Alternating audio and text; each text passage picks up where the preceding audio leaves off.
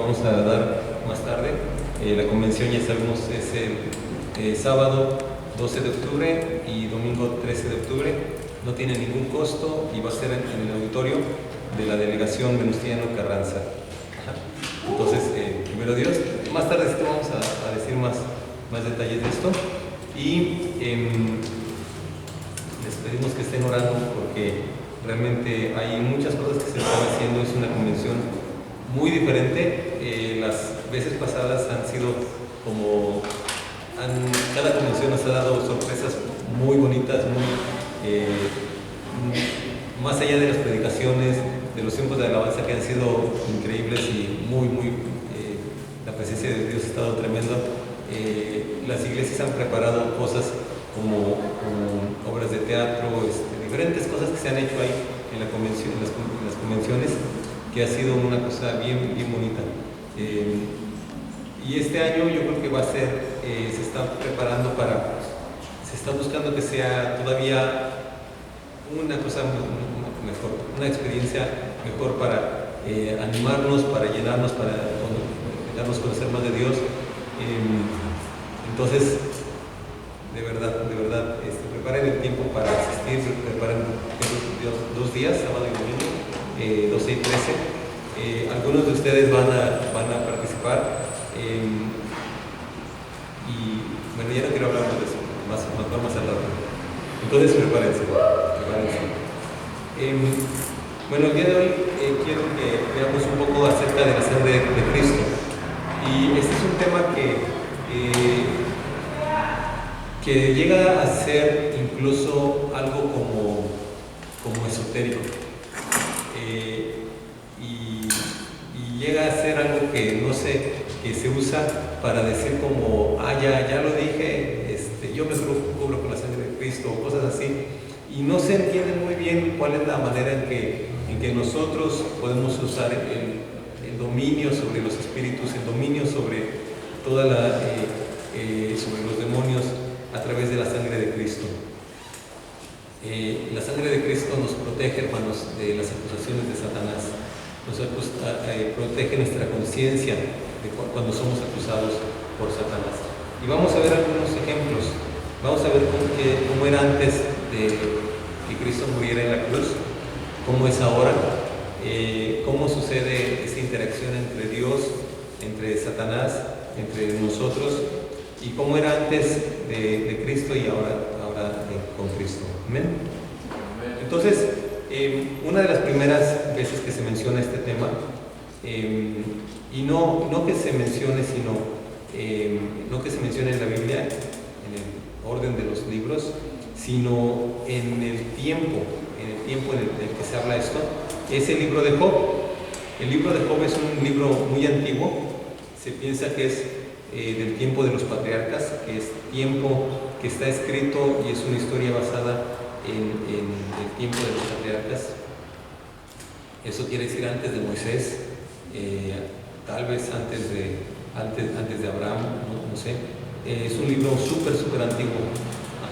Y la Biblia dice que en el libro de Job comienza diciendo cómo era la vida de Job, cómo Dios había bendecido a Job de una manera muy tremenda, y cómo también Job continuamente ofrecía holocaustos delante de Dios y hacía que sus hijos se purificaran para asegurar que ellos no cargaran ningún pecado contra Dios, no cargaran ninguna deuda delante de Dios, no tuvieran ninguna cuestión de darle lo que ahora le decimos, es que le dio oportunidad al diablo, es que abrió una ventana, abrió una puerta para que el diablo se metiera a su vida y se fuera afectado. Entonces Job mantenía una vida justa. Él dice, durante el libro, dice que él en su corazón había propuesto no estar viendo a otras mujeres, no estar viendo a mujeres jóvenes, aunque en ese tiempo podían tener más de una mujer, era común entre la gente, ¿sí? Pero Job dice, en su corazón había propuesto no ver a las mujeres jóvenes o otras mujeres aparte de su esposa. Y se habla acerca de la vida de Job. Sin embargo, en el versículo 6 dice, llegó el día en que los ángeles debían hacer acto de presencia ante el Señor. Dios llamó y tenía un momento para que los ángeles se presentaran delante de Dios a rendir cuentas. Pero dice, y con ellos se presentó también Satanás. Satanás venía ahí entre el grupo entre los ángeles que estaban ante Dios. Y dice, y el Señor le preguntó, ¿de dónde vienes? Y esta primera cosa no es, la primera pregunta no es, ¿por qué estás aquí? ¿Sí? Dios no está cuestionando por qué Satanás viene y se presenta delante de él. Ajá. Entonces, durante este tiempo, Satanás podía entrar, podía venir, ajá, aun cuando él era caído, aun cuando él estaba ya caído y ya todo eso, ¿no? Ya era un ser lleno de maldad y que dirigía a todos los demás espíritus. Pero Satanás tenía ese acceso, tenía esa entrada. Y ahorita vamos a ver por qué tenía esa entrada, por qué podía llegar ahí. Dice, y el Señor le preguntó, ¿de dónde vienes? Vengo de rondar la tierra y de recorrerla de un extremo a otro, le respondió Satanás. Y entonces, ya saben lo que va a pasar después, ¿verdad? Dios le va a preguntar acerca de Job, si ha visto a Job, y Dios va a dar un testimonio recto acerca de Job. No hay nadie en la tierra como él. Fíjense, no hay nadie en la tierra como él. Es un hombre recto e intachable, que me honra y vive apartado del mal. Es una declaración de Dios acerca de Job, ¿sí? ¿Qué dirá de nosotros? Bueno, Satanás replicó, ¿y acaso Job te honra sin recibir nada a cambio? ¿Acaso no están bajo tu protección él y su familia y todas sus posesiones? De tal modo has bendecido la obra de sus manos, que sus rebaños y ganados llenan toda la tierra. Pero extiende la mano y quita todo lo que posee, a ver si no te maldice en tu propia cara. ¿Cuál es el trabajo de Satanás? ¿Y cuál es la obra que Satanás hacía? Y algo que él venía y hacía delante de Dios. Satanás tenía ese acceso y esa entrada porque los hombres no habían sido perdonados y justificados delante de Dios. Y las personas vivían por obras. Ajá. Tenían fe en el Señor, creían en Él y le servían, pero principalmente estaban en una cuestión de obras, ¿sí? Y todavía, aunque se piensa que el libro de Job no está escrito, está escrito más bien antes de la ley, la gente estaba sujeto a su conducta, ¿sí? Entonces, Satanás está diciendo, está hablando de las obras, ¿sí?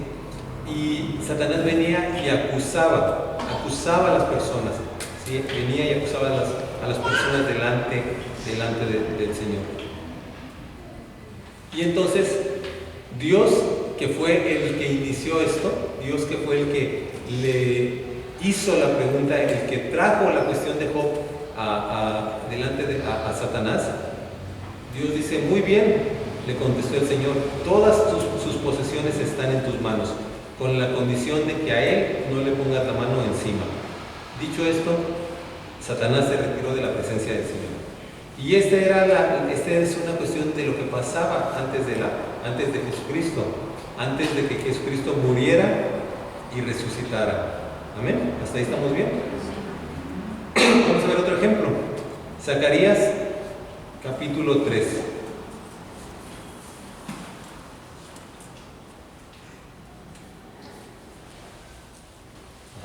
Y aquí está teniendo una visión Zacarías donde está viendo el trono de Dios.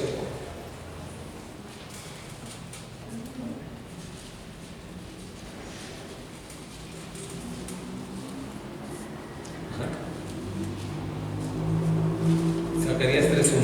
Entonces me mostró a Josué, el sumo sacerdote, que estaba de pie ante el Señor, y a Satanás, que estaba a su mano derecha como parte acusadora. Y entonces tú podrías empezar a decir, bueno, aquí se refiere a Josué, el que fue después de Moisés, o habla de Cristo, y le dice Josué, o qué está pasando. Es muy probable que el profeta Zacarías ahí estuviera viendo al hombre que en ese momento, en ese año, en Israel, era el sumo sacerdote y que se llamaba Josué en ese momento. Y entonces era la persona encargada, y entonces él está viendo y Dios está poniendo una imagen que Zacarías pueda reconocer y dice, él es el sumo sacerdote, él es Josué. Dice, y estaba de pie ante el ángel del Señor. Y cuando vemos el ángel del Señor, muchas veces tiene que ver con Cristo. Entonces, el ángel del Señor es Jesucristo, el Hijo, dice, y estaba Josué, ese sumo sacerdote, ¿sí? No Josué, el que fue general de Israel, el que fue el líder de Israel, el que fue el líder después de Moisés, sino el sumo sacerdote del tiempo de Zacarías, de ese año, de ese momento. Y entonces dice, y a Satanás, que estaba a su mano derecha como parte acusadora. Y entonces lo que está sucediendo ahí es, está viendo cómo Satanás está acusando delante de Dios, delante de Cristo, delante del Hijo, al sumo sacerdote, ¿sí? Sin embargo, el ángel del Señor le dice, que te reprenda el Señor que te ha escogido a Jerusalén, que el Señor te reprenda, Satanás. ¿Acaso no es este hombre un tizón rescatado del fuego? Entonces vemos que esa figura que dice ahí, Josué el sumo sacerdote, no era Cristo, tal vez pudiera haber sido Josué el líder, pero era muy probable que fuera la persona de ese momento, la persona que era sumo sacerdote realmente. Dice, ¿no es este hombre un tizón rescatado del fuego? Josué estaba vestido con ropas sucias en presencia del ángel. Y eso te da otra idea de que no sería Josué el del tiempo antiguo, el líder después de Moisés, ¿verdad? Porque dice, estaba vestido con ropas sucias en presencia del ángel. Y estas ropas sucias definitivamente tiene que ver con la vida, con el pecado, ¿sí? Así que el ángel les dijo a los que estaban allí, dispuestos a servirle, quítenle las ropas sucias. Y a Josué le dijo, como puedes ver, ya te he liberado de tu culpa. ¿Sí? ¿Cuáles que eran las ropas sucias? Los pecados y la culpa, la conciencia que nos acusaba, ¿sí? La certeza de que hemos pecado delante de Dios, la conciencia de que hemos pecado ante el Señor, esas ropas sucias. Y dice, y ahora voy a vestirte con ropas espléndidas. Y lo que sigue es muy interesante, porque lo que sigue no es el ángel del Señor, sino es Zacarías, el profeta que está escribiendo esto. Entonces dije yo, pónganle también un turbante limpio en la cabeza. ¿Sí? Y es una palabra de fe, ¿no? Es una palabra de fe, porque él que tiene que ver, él está recibiendo la visión, pero él está participando ahí, está interactuando. Dice, y le pusieron en la cabeza un turbante limpio, y lo vistieron, mientras el ángel del Señor permaneció de pie. Luego el ángel del Señor le hizo esta advertencia a Josué, y ya le está diciendo, si andas en mis caminos y me cumples como sacerdote, entonces gobernarás en mi templo y te harás cargo de mis atrios. Y eso, aquí podríamos aprender mucho acerca del llamado de las personas que tienen un llamado a servir a Dios, ¿verdad? Que tienen cómo, eso es lo que sucede cuando una persona tiene un llamado a servir a Dios. Y esto es una declaración para esas personas. Si andas en mis caminos y me cumples como sacerdote, gobernarás en mi templo, te harás cargo de mis atrios, yo te concederé un lugar entre estos que están aquí. Y sigue diciendo más. Y la parte que se me hace muy interesante es lo último que le dice, que es al final del versículo 9. Mira, Josué, la piedra que ante ti he puesto. ¿Quién es esa piedra? Jesucristo. En ella hay 7 ojos y en ella pondré una inscripción. Y cuando habla de esos 7 ojos, habla del Espíritu de Dios. Y lo que dice después es súper fuerte. En un solo día borraré el pecado de esta tierra. Ajá. Y lo que viene, y ahí está hablando de la muerte y de la resurrección de Cristo Jesús. ¿Sí? Muy bien, muy bien. Entonces, ¿cómo separó la acusación que hacía Satanás a ese sacerdote Josué? Quitándole las ropas sucias, la culpa, y dándole ropas limpias, una conciencia limpia, un perdón de pecados para que él estuviera limpio delante de Dios. Y Satanás no se vuelve a mencionar, no se vuelve a mencionar. Ajá. Y ves cómo Satanás entraba a la presencia de Dios y acusaba a las personas, nos acusaba a las personas por sus actos, ¿sí? Hacía ver las ropas sucias, hacía ver la mala conducta de las personas delante de Dios. Ahora, un ejemplo que no tiene que ver con lo que hacía Satanás. Éxodo 11. Y en Éxodo 11 se está hablando de la Pascua. Y en la Pascua, y ahí hay unas cosas bien también que me gustaría mencionar, no tan general. Es la última plaga, la plaga de la muerte de los primogénitos, ¿sí? Y para eso Dios le dijo a Moisés instrucciones: voy a traer una plaga más sobre el faraón y sobre Egipto. Y tú sabes lo que va a pasar durante este momento, ¿verdad? Lo que va a suceder es que el ángel durante la noche va a pasar por las casas de todo Egipto, y va a matar a los primogénitos de los animales y de las personas, de los funcionarios de Faraón y de los siervos, de las personas ricas y de las personas pobres, del que tenía una oveja con un animal primogénito y del que tenía miles de animales.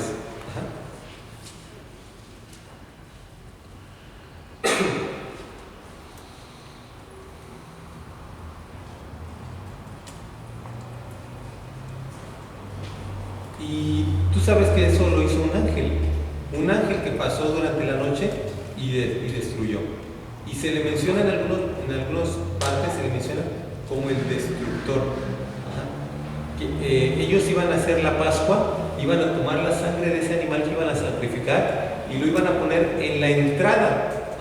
Iban a llevar la sangre, la iban a recoger, iban a ir a la puerta de la entrada de la casa de ellos, a cada una de las casas, y entonces iban a manchar con la sangre la puerta, ¿verdad? La puerta, los dinteles, para que no entrara el destructor, ¿sí? Y hay algo bien interesante, porque primero Dios le dice eso a Moisés, Dios le da ese mensaje. Después Moisés va a decirlo a la gente y se lo dice también a Faraón.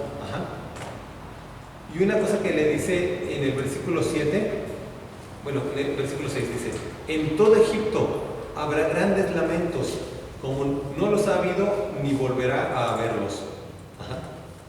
¿Y por qué? Porque en cada casa iba a haber un muerto.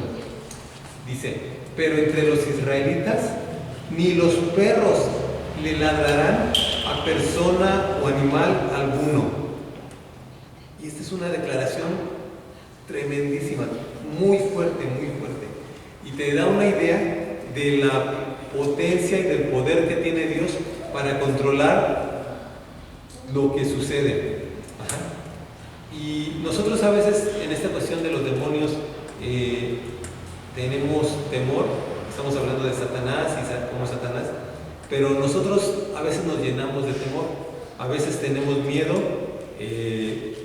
Oyes un ruido en la noche, o sabes de alguien que está pasando por una situación, o que está endemoniado, o que alguien en la familia de alguien pasan estas cosas, y nos llenamos de temor. O vemos a una persona delante de nosotros que definitivamente el demonio la ha tomado y el demonio empieza a hablar y el demonio empieza a decir cosas y nos llenamos de temor. Pero fíjense cómo dice aquí. Dice, pero entre los israelitas ni los perros le ladrarán a persona o a animal alguno. O sea que a las ovejas de los israelitas estaban incluidas. Si un israelita tenía un caballo o tenía un burro, estaba incluido. Ni a su animal le iban a ladrar. Así sabrán que el Señor hace distinción entre Egipto e Israel. Y fíjate lo que dice Moisés. Fíjate lo que dice Moisés en el siguiente versículo. Este versículo es el que se me hace todavía más fuerte. Y está hablando a Faraón. Dice: todos estos funcionarios tuyos vendrán a verme y de rodillas me suplicarán: vete ya con todo el pueblo que te sigue. Cuando esto suceda, me iré. Y Moisés está hablando esto delante del hombre más poderoso de la tierra, delante del faraón. Ajá. Bueno, en este momento ya estaba muy afectado el país, pero todavía conservaban los ejércitos, todavía conservaban una gran cantidad de esclavos que eran los israelitas, y tenía un tremendo poder. El faraón podía decidir que alguien se muriera, que alguien lo mataran o perdonarle la vida. Él tenía muchísimo poder. Y Moisés lanza estas palabras: todos estos funcionarios tuyos vendrán a verme y de rodillas me suplicarán: vete ya con todo el pueblo que te sigue. Y entonces ahora Moisés sale y va con la gente de Israel y le dice estas palabras. Ajá. Y le dice las palabras al pueblo para que el pueblo escuche y haga, ¿sí? Y haga y sea protegido. Ajá. Para que no llegue la destrucción, no llegue la muerte a las casas de ellos. El versículo del siguiente capítulo, Éxodo 12, versículo 23, y dice: cuando el Señor pase por el país para herir de muerte a los egipcios, verá la sangre en el dintel, ¿sí? O sea, en la entrada de la puerta, en la parte de arriba de la puerta, y en los postes de la puerta. Y el Señor pasará de largo por esa casa. No permitirá el Señor que el ángel exterminador entre en las casas de ustedes y los hiera, ¿sí? Entonces a veces pensamos que Dios envió ahí un demonio o un ángel y le dijo: vete por todo Egipto y donde no vea, y las instrucciones, ¿no? Pero dice: el Señor pasó, el Señor pasará y verá la sangre en el dintel y en los postes de la puerta. ¿Quién? El Señor, ¿sí? No el ángel destructor, no un demonio, sino el Dios. Y Él no permitirá que el ángel entre en esas casas y los hiera, ¿sí? Entonces, esa es la manera en que Dios actúa, esa es la forma en que Dios trabaja, ¿sí? Dios toma las cosas y Él hace, y Él tiene todo el control. Y esa sangre, que era de un cordero que se sacrificaba y que el animal iba a ser comido como la celebración de la Pascua, habla del sacrificio de Cristo Jesús y nos da una idea bien clara de cómo nosotros ahora estamos cubiertos por esa sangre para protegernos, para ser marcados como su pueblo, como su herencia, como su gente. Y las cosas entre Dios, Satanás y nosotros están gobernadas y establecidas por Dios. Y cuando nosotros hemos recibido al Señor Jesús en nuestro corazón, la sangre de Cristo nos ha comprado, nos ha lavado, nos ha marcado. Entonces Dios, y más bien Satanás, ya no tiene el dominio y no tiene la libertad para actuar sobre nosotros. Amén. Hasta aquí todo bien. ¿Sí? Pregunta. Pregunta ahora. Entonces ya voy a verle mucho, ahora les voy a hacer preguntas a ustedes.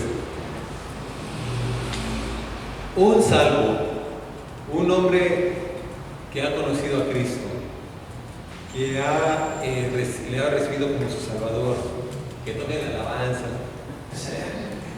puede ser tomado por un demonio, llenado y controlado por un demonio, lo que le llaman poseído.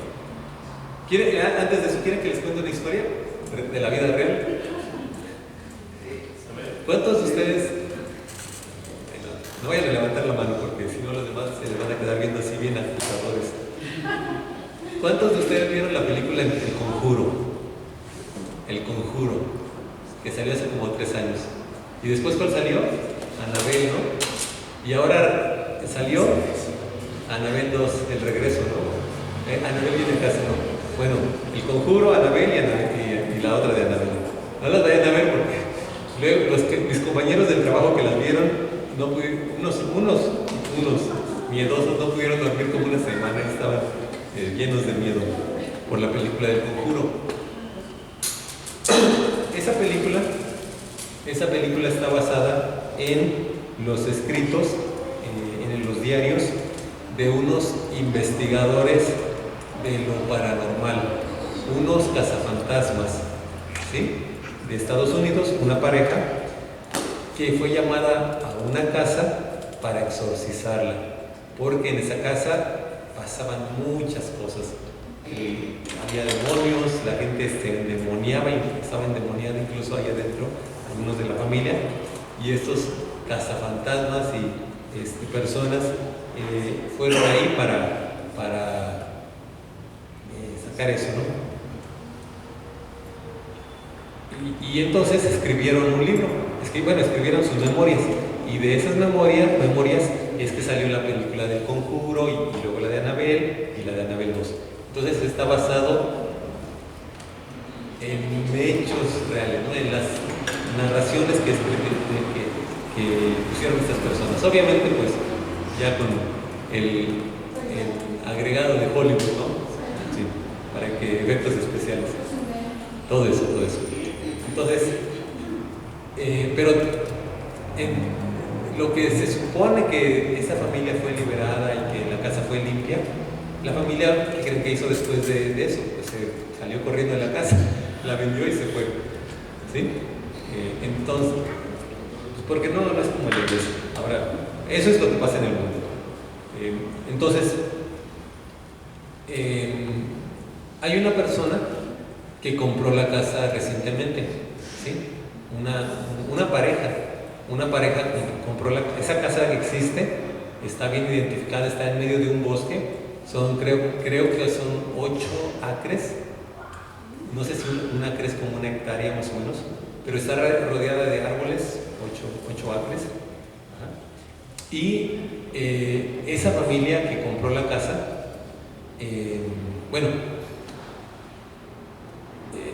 cuando salió la película del Conjuro, vivían unas personas ahí en la casa, ¿sí? Y se molestaron mucho con los de la película porque dijeron que a raíz de la película venía mucha gente, se metía a su propiedad para, pues, ahí de mirones, ¿no? Finalmente esa pareja o esa familia vendió la casa y la compró los dueños actuales. Y los dueños actuales reportan que la casa sigue embrujada, que la casa sigue llena de demonios, que la casa sigue lleno de lo paranormal y de cosas extrañas. Y les voy a decir algunas cosas que dicen que suceden. Ellos no tienen el problema que tienen nosotros. Ellos quieren darle publicidad a la casa y están haciendo un documental para mostrarnos lo que sucede y para atraer visitantes a la casa, ¿no? Ellos ya quieren hacer ahí como un museo de lo sobrenatural o algo así. Y si tú quieres ir ahí a que te espanten, para que vayas, ¿no? Casi. Han puesto cámaras en la casa y dicen que se oyen ruidos, ¿ah? Que se escuchan ruidos en la casa, que las cosas se pierden de repente, que algo que habían dejado aquí ya no lo encuentran, cambian de lugar las cosas Dice, e incluso se ven luces en algunos cuartos, luces extrañas en algunos cuartos. Vemos luz en algunos cuartos. Y dicen ellos, aclaran, cuando hablamos de luces extrañas en algunos cuartos, nos referimos a cuartos donde no hay electricidad. Así que imagínate, ¿no? La casa es una casa antigua, hay unos cuartos que no tienen focos o no tienen cableado, y en esos cuartos se ve luz en la noche, ¿no? Entonces, pasan cosas, ¿no? Ellos están convencidos de que suceden cosas y todo eso. ¿Sí? Entonces ya terminamos ese ejemplo. Esto que les estoy diciendo está reportado en un diario de Estados Unidos, en noticieros. Entonces, así, no creen que lo leí en el Facebook, ¿no? Es de un noticiero. Entonces, la pregunta que les iba a hacer es, una persona salva, una persona que ha conocido al Señor, ¿puede ser poseída por un demonio? ¿Sí? ¿No? ¿Por qué? A ver, los que dicen que no, levanten la mano. Ahorita no levanten la mano, no levanten la mano los que dicen que no. Dicen que no. Ya cambiaste de opinión. Ahora los que dicen que sí. Los que dicen que sí. Ahora los que no levantaron la mano. Que digan que.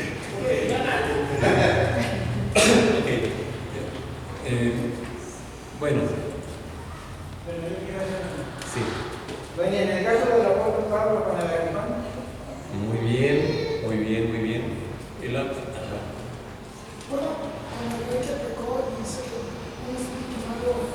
El rey Saúl. El rey Saúl. Y ahorita vamos a ver unos ejemplos más recientes. No de aquí, Un ejemplo es el rey Saúl. ¿Sí? El ejemplo del rey Saúl. ¿Y usted dijo, hermano? Con el aguijón. Bueno. Ahorita vamos a ver a Saúl, porque Saúl es del Nuevo Testamento, ¿sí? Y el rey Saúl y los ejemplos que hemos visto acá son de antes de Cristo. ¿Sí? ¿Alguien más? Después de Cristo, parece ser que Judas y también. Ella leyó. Muy bien. Bueno, esos son del Nuevo Testamento. De eso vamos a hablar enseguida. Sí, muy bien, pero muy bien, Rocío. Muy bien. Ok, el rey Saúl. El rey Saúl está antes de Cristo, ¿verdad? Antes de Cristo, está bajo la ley.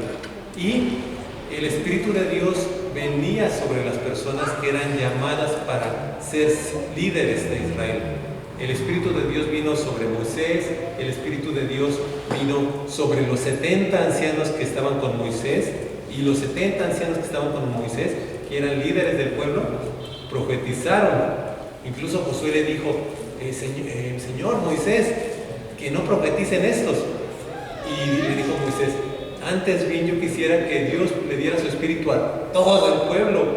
¿Sí? Y yo creo que Moisés estaba tan cansado de atender las cuestiones del pueblo que dijo, así ya para que todos se porten bien. ¿Sí? Y lo mismo sucedió con Sansón, con Samuel. Sansón era lleno del Espíritu de Dios y recibía esa fuerza para pelear contra los filisteos y para sabiduría para gobernar sobre Israel. Porque nada más pensamos en Sansón como guerrero, pero Sansón también era un gobernante y dirigía y enseñaba la ley y gobernaba sobre los israelitas. Y después de Sansón y de todos los jueces, ¿sí? Y de Samuel, llegó Saúl, que fue el primer rey. Y sobre Saúl también vino el Espíritu de Dios, y el Espíritu de Dios estaba sobre él y lo llevaba a hacer las batallas y a gobernar, ¿sí? Pero llegó un momento en el que Saúl empezó a desobedecer a Dios, y Dios lo desechó para que no fuera rey más. Y le quitó su espíritu, el Espíritu de Dios dejó de estar sobre Saúl. Y a cambio, ¿qué creen? Le enviaba un espíritu, un demonio que lo atormentaba, ¿sí? Y entonces Saúl estaba en un estado como de locura, venía como en un estado de locura, venía en un estado ahora le dirían de depresión o de trastorno mental, esquizofrenia o algo así, ¿no? Y ahora se le darían pastillas y todo eso a la persona. Pero él estaba, y hay situaciones que son totalmente mentales, ese es otro tema, médicas, tú por las drogas pues puedes estar en esa situación, pero esa es una cuestión directa física, ¿no?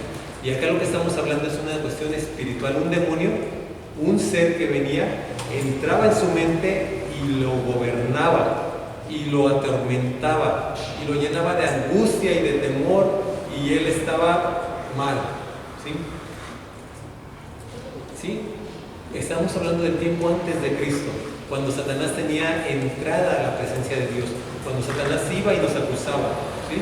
Y entonces este espíritu, este demonio venía sobre Saúl, y solamente cuando David venía y se ponía a tocar música delante de Saúl y a adorar a Dios, el demonio se iba, y era la manera en que Saúl recibía alivio, ¿verdad?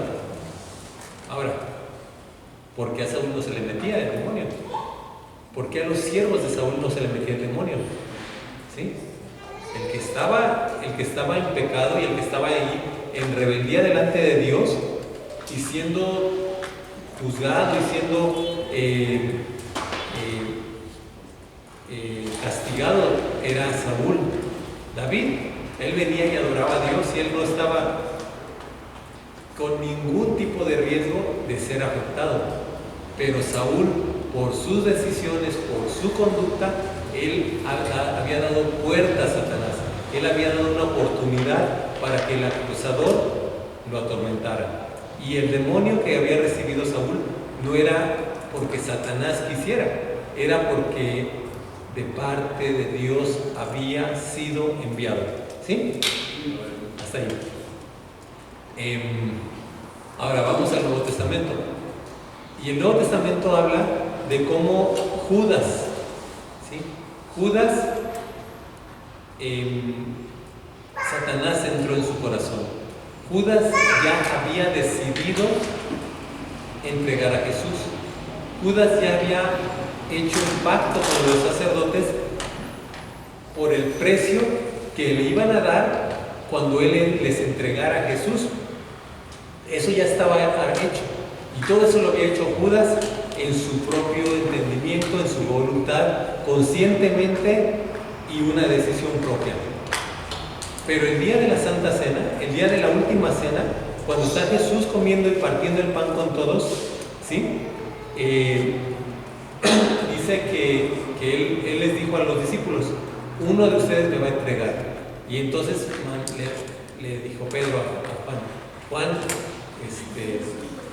Juan, pregúntale al Señor quién es, porque todos están preguntando, ¿seré yo? Y esa es una cosa, no me quiero desviar del tema, pero es una cosa bien interesante, porque cuando dicen todos, seré yo maestro, ¿qué significa?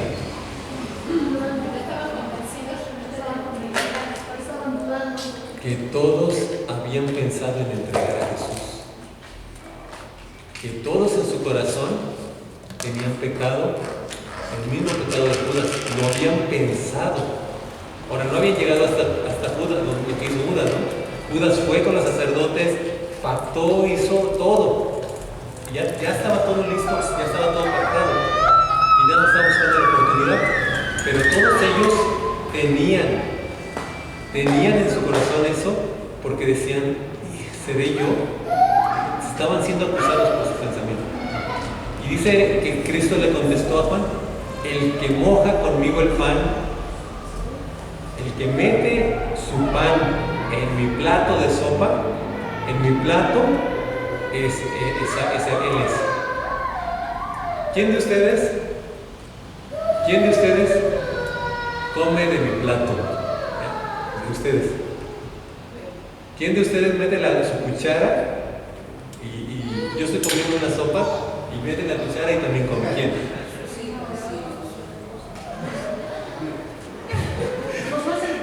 Gina y le hace así. Pero ¿quién más lo haría?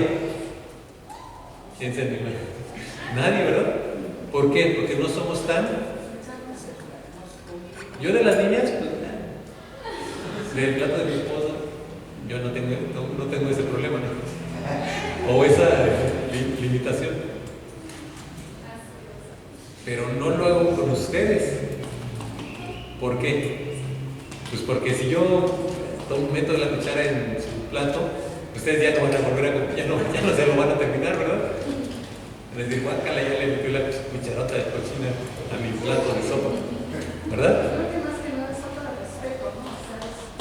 Y no hay la intimidad, no hay la cercanía, no hay la confianza. Pero Judas la tenía con Jesús. Judas y Juan eran los más cercanos a Jesús. Y pensamos, es que Judas era el discípulo amado. Juan era el discípulo amado. Y hasta hay gente que se atreve a decir que había una relación homosexual entre Juan y Jesús. Así es. Ahí hasta todo tipo de blasfemias. Pero Judas tenía tanta confianza con Jesús, tanta cercanía, que sí, estaba comiendo cacahuates uno y el otro venía y metía la mano de los cacahuates, sí, porque era súper cercano. Cuando se habla de Judas en el Antiguo Testamento, dice el hombre de mi confianza. Era su mano derecha, hermanos. Era como, siempre se habla de Pedro, de Juan, de Jacobo, pero Judas era la mano derecha del Señor Jesús. Era el tesorero y el ladrón. ¿Sí? Pero dice que entonces Jesús tomó del pan, lo mojó y le dio a Judas. Y cuando Judas tomó el bocado, dice la Biblia que Satanás entró en su corazón. Satanás entró en su corazón. Y entonces Jesús le dijo, lo que vas a hacer, hazlo pronto. Y Judas se levantó de inmediato y fue por los hablar con los sacerdotes para traer a guardias y todo para apresar a Jesús. Ahí cuando yo leí eso, después de diciendo de la paz de la paz, yo entendí que los discípulos estaban preguntándole, pero a la vez no interesaba tanto porque cuando uno hace esto y Jesús le dice esto, ellos no cosas siguieron una normal y todos se levantan y se van, pero los demás se quedaron. Pensaron que iba a comprar algo. No, ni siquiera observaron, ¿no? Porque Jesús les dijo que, Sí. Y ahora Jesús está sentado, lo más lejos que podía estar sentado era a tal distancia que le podía dar el pan. ¿A qué distancia? A lo mejor estaban juntos, al lado, pero era una distancia donde Jesús y Judas podían comer uno del plato del otro. Y ahí al lado de Jesús entró Satanás en el corazón de una persona.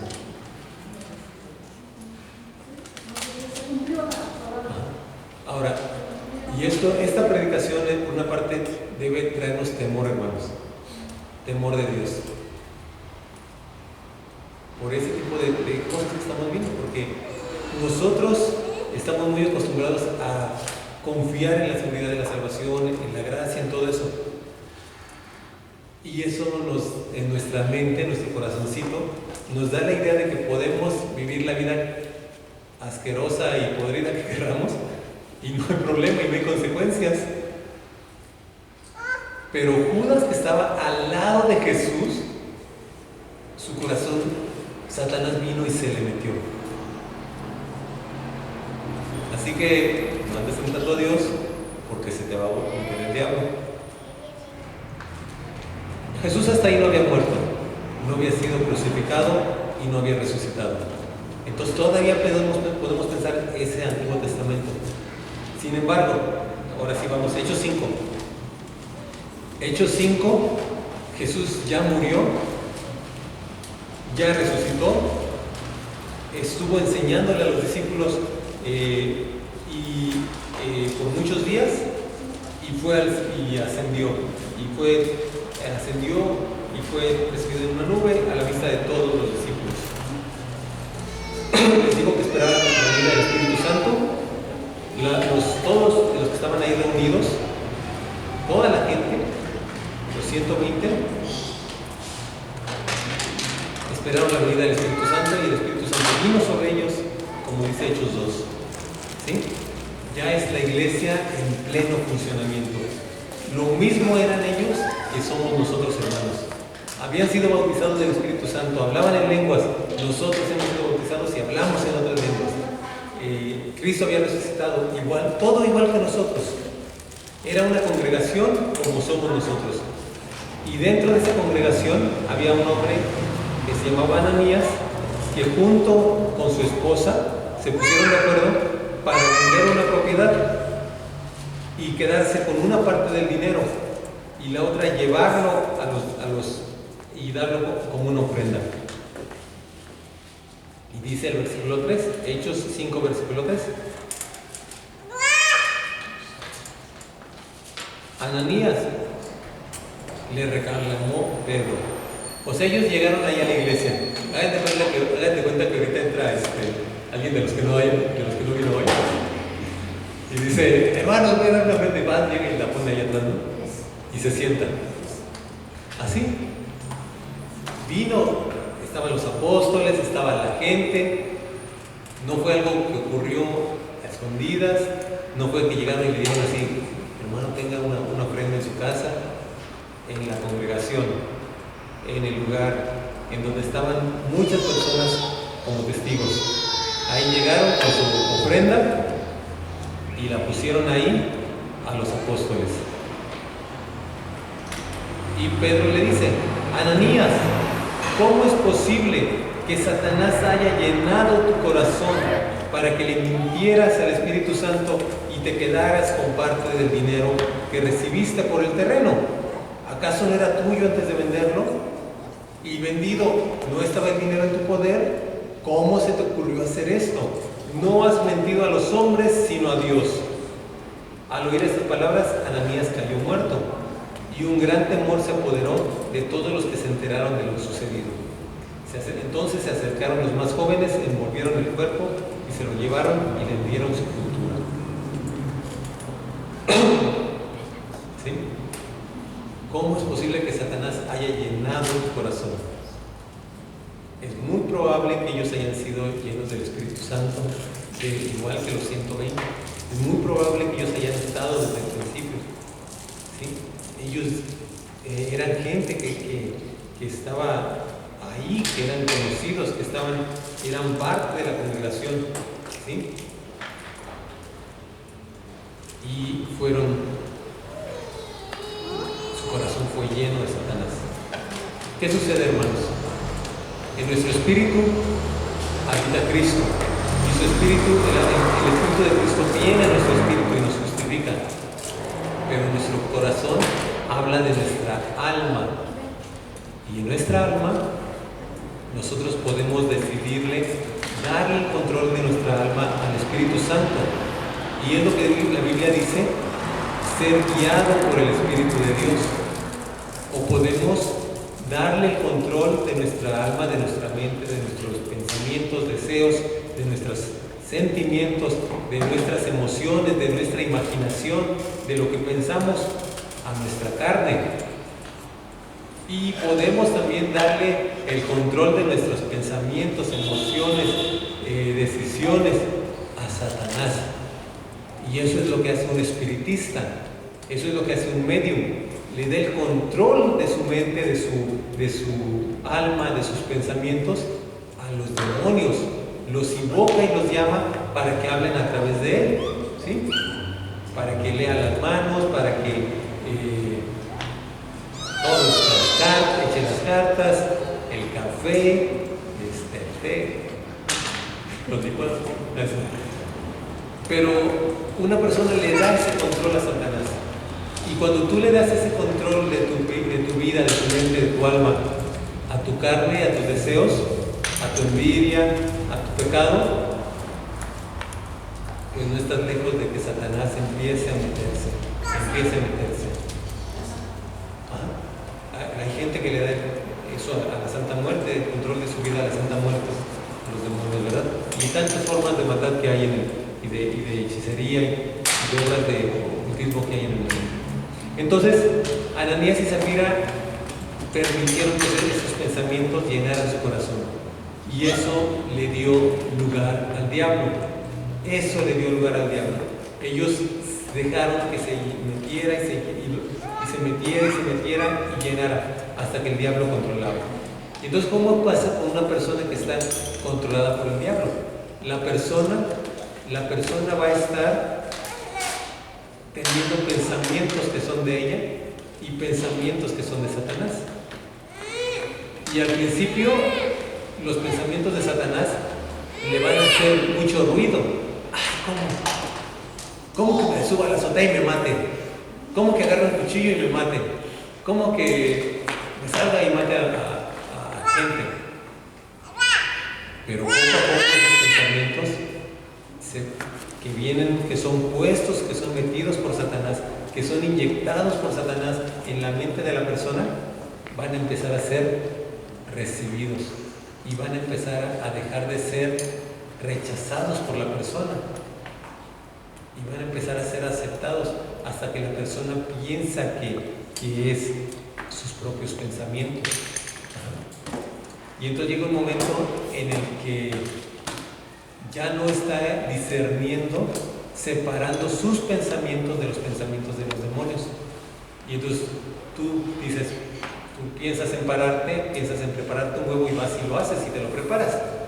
¿Sí? Piensas y haces. Y hay cosas que piensas y dices, no, eso no lo voy a hacer, porque está mal, porque no debo. Pero entonces llega un momento en que la persona piensa, recibe el pensamiento de Satanás, Satanás le mete, le habla a su corazón, le habla a su mente, y la persona lo escucha y ya no separa lo que él piensa de lo que es correcto, de lo que es bueno, de lo que es totalmente una locura. Y la persona actúa, ¿sí? Y hay diferentes casos, hay incluso películas hechas por hermanos donde ellos entrevistan a gente, a personas que han matado a sus padres, que han matado a otras personas, a gente inocente, gente que desconocida totalmente, bajo la influencia de los demonios. Y ellos narran desde la pasión cómo fueron involucrándose con Satanás, cómo fueron involucrándose con lo oculto y cómo fueron empezando a recibir esta influencia de los demonios hasta que llegaron a hacer cosas terribles.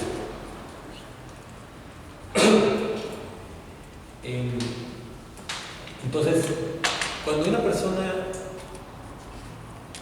decide no vivir bajo el dominio de Dios, bajo la voluntad de Dios, está sujeta a muchas cosas. Y en su espíritu, en su alma, en su espíritu él puede ser comprado por Jesucristo, pero en su alma puede dedicarse a vivir una vida de maldad.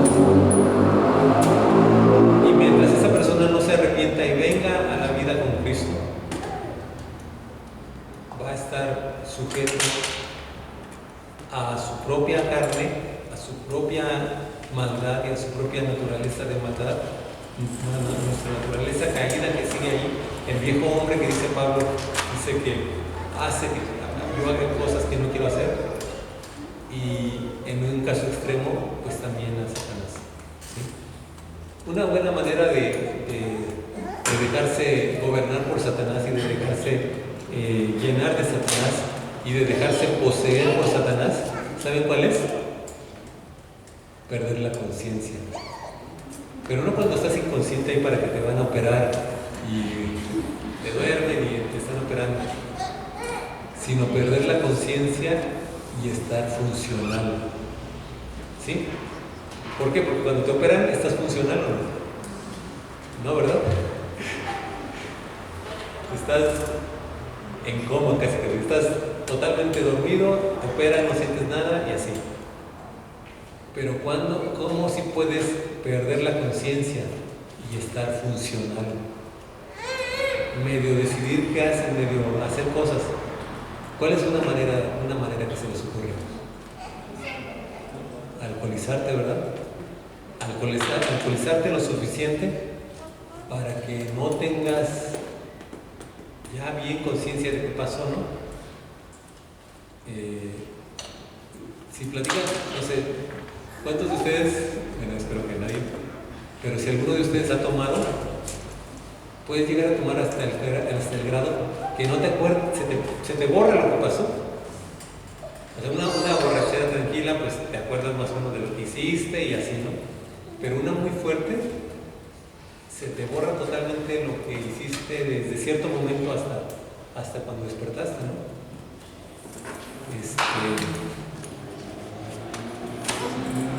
Y otra buena manera de hacer eso, pues, es a través de la droga. De estar drogados así en cierto momento en el que ya no tienes tú el control de tu mente, en que no tienes tú el control de lo que estás pensando, ¿sí?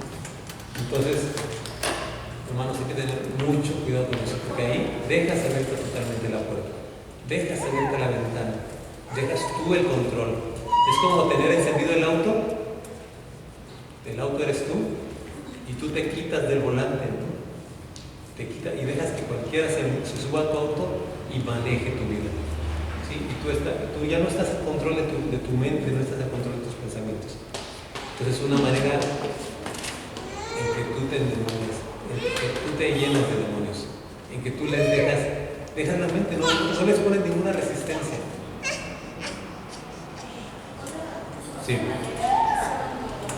Estás haciendo un ejercicio o alguna activa donde te piden poner la mente en blanco, que no pienses en nada, que la dejes así como al aire. Eso también puede ser una. Sí, donde tú dejas el control de tus pensamientos, así de relájese hasta y no piense en nada. Hay incluso iglesias que hacen tipo encuentros. También suceden estas cosas.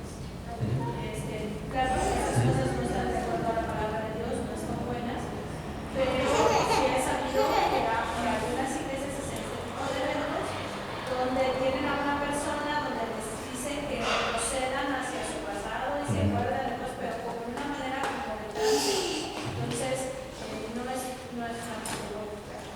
Sí. Entonces, por causa del tiempo, aquí vamos a parar. Ya hace mucho que debió haber parado.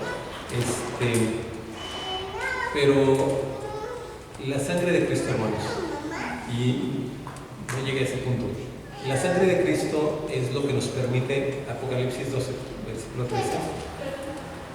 Sí. También en algunas terapias psicológicas, cuando te hacen hipnosis, es también hipnotizante. Por eso, señores, que estamos calientes y no vive, ¿no? Sí.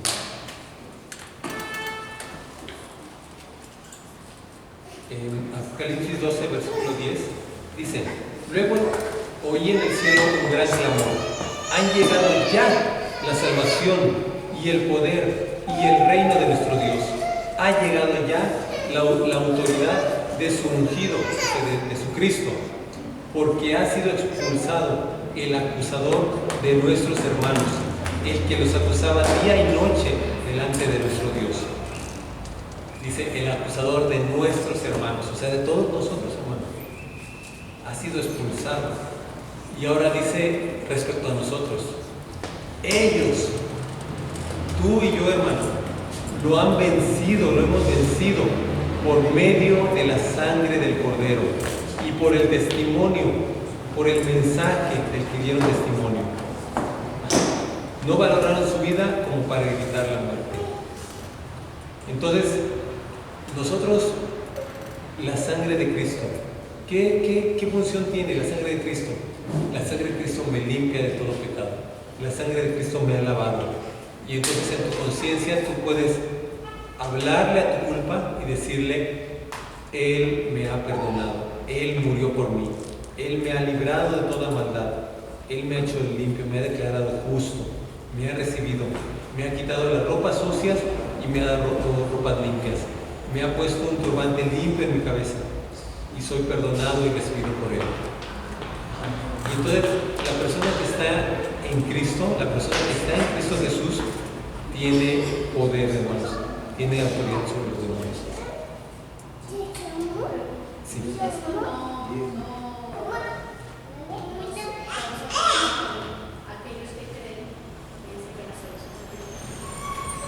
No, porque la palabra de Dios se mantiene. O sea, es como si tú dices, una persona ya fue hecha hija de Dios, ya fue recibida, fue llena del Espíritu Santo, y aunque no haya sido llena del Espíritu Santo, pero ya confesó a Jesús como su Salvador, la Biblia dice que en ese momento ha sido adoptado, ha sido hecha hijo de Dios.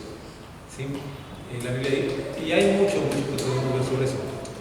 Pero si después la persona dice, es que yo no sé, es que no sé si lo hice bien o no, o no sé si soy hija de Dios, eso no va a cambiar lo que ya es. En su mente sí, y en su vida tal vez, y va a estar sufriendo innecesariamente o preocupándose de cosas. Pero no cambia lo que ya sucedió, no cambia su destino final, ¿sí?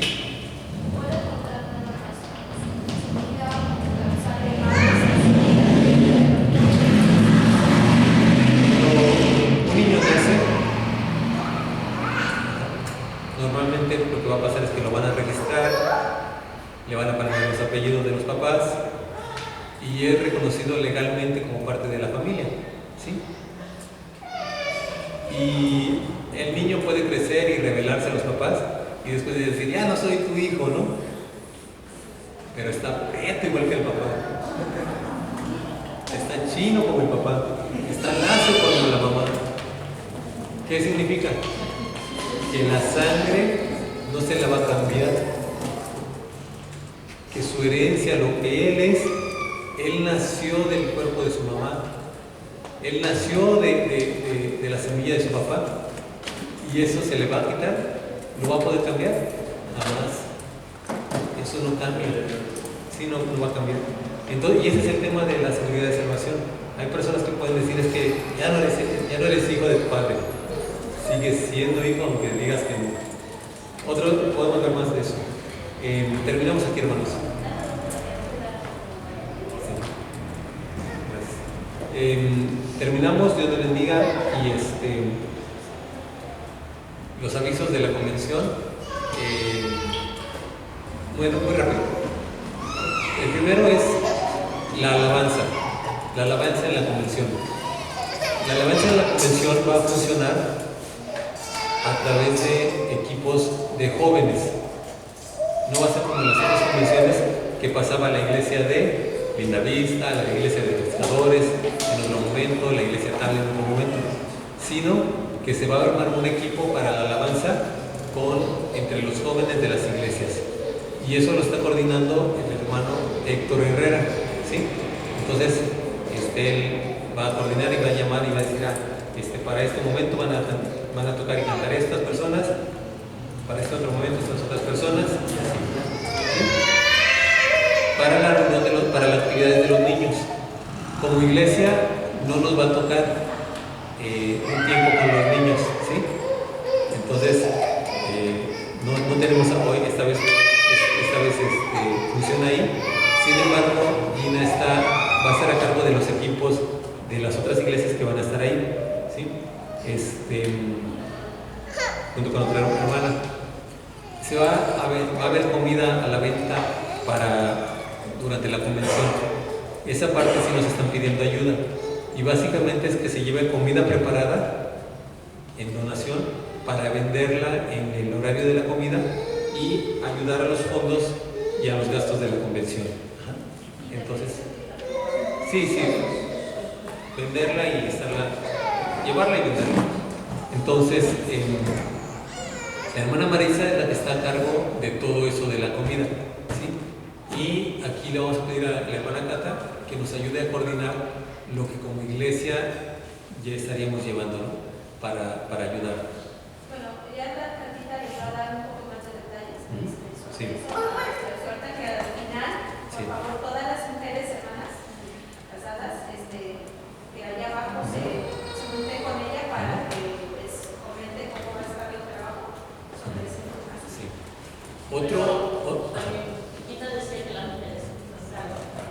El que quiera apoyar. Pero lo que pasa es que aportar. Sí, no nada más Sí. son las mujeres, pero Exacto. bueno, para Las mujeres casadas jalen a sus hijos que trabajan para que den para la solución. ¿Ok? eso también. Y a los esposos, obviamente. También porque comentaba a ver, Sí. tantito, Otra cosa más, respecto de los jóvenes. ¿por qué tantito por qué básicamente como mujeres? Porque mujeres casadas y solteras. Porque este año, como es un evento más grande, probablemente a cada grupo al que se le llame, es más bien una ayuda personal, tal vez de acuerdo al grupo o al equipo al que se le llame. Por eso yo decía que las hermanas. Sí, para llevar y para servir, obviamente hay que ir de todos. Por la cuestión Pero para monetaria, servir, sí. por la cuestión monetaria, porque, bueno, No, pero sí que cosas así, hay que buscar en quién podemos ayudarnos o, para poderlo hacer. Porque No, pero sí que ayudar entre todos. Porque, sí, pero también si se les pide ayuda a los jóvenes, sí. su otra Ahora, los jóvenes. Hay otro equipo que Monmel sí que ha hecho para ponernos bien y para preparar lo que se va a llevar. Otro comentario. El hermano Miguel Díaz está a cargo del grupo de staff, ¿sí? Que básicamente es toda la gente que tiene que conectar, poner extensiones, la bocina no se oye, ir a moverle, la bocina hay que cargarla para acá, pues hay que cargarla. Muchas tareas para el escenario, para luces, iluminación, la corriente, el audio, todo eso. Entonces, el hermano Miguel Díaz está a cargo de ese equipo y necesita que los muchachos apoyen ahí los días del evento. Entonces también ahí vamos a pasar, se va a hacer, incluso se va a hacer vamos a pasar los nombres de los que quieran apoyar, espero que todos los muchachos solteros, va a haber una reunión como en 3 semanas en Pescadores para hablar de esos temas. Entonces ahí les vamos a estar avisando para irnos poniendo de acuerdo, ¿sí? Entonces es muy probable que ya en el día de la convención los muchachos no puedan estar ayudando con servir platos, con esa parte no, porque van a estar seguramente ocupados, medio ocupados o noviando con lo del staff, ¿sí?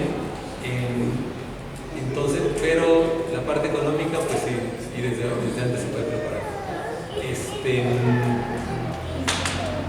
Recuerden que los que van a apoyar, los que sean llamados para ayudar en cuestiones de alabanza, sobre todo staff, tienen que pensar en que tienen que estar desde muy temprano hasta muy tarde de los 2 días.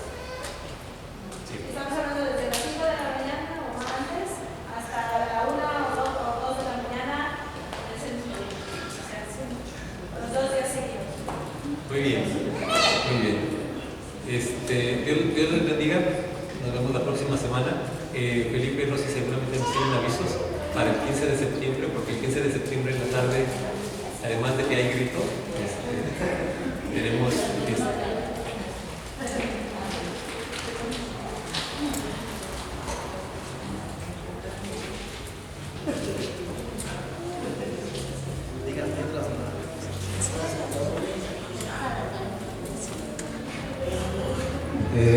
Hermano, estamos planeando una convivencia el día domingo 15, dentro de 15 días, donde vamos a tener juegos, dinámicas y concursos para que estén preparados. Vamos a pedirles por favor que vayan vestidos o que lleven algún atuendo típico de la fecha, porque va a ser pauta para un concurso. El que mejor vestido vaya, entonces gana el concurso. También aprendan alguna canción típica que la quieran representar en ese momento, cantar, que va a ser parte del concurso. Va a haber lotería, dardos, más juegos. Con respecto a la comida, les vamos a pedir que lleven algo por familia. Va a ser, como dicen, de traje. Y ya, prácticamente es todo. Lo demás se los damos el día del evento Por el momento solamente preocúpense por llevar su atuendo típico y la canción. ¿Se van a hacer el danza? Sí.